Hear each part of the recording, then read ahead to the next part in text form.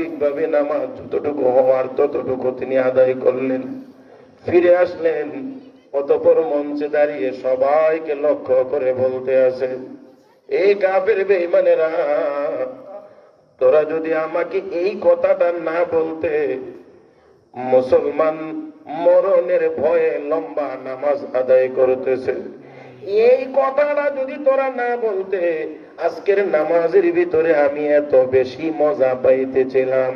আমার মন চাইছিল পুরা কোরআন আমি 2 রাকাত নামাজের ভিতরে তেলাওয়াত করি,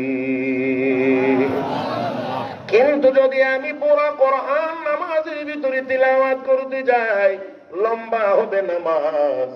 তোরা বসে বসে বলবে মরণের ভয়ে লম্বা নামাজ পড়তেছে।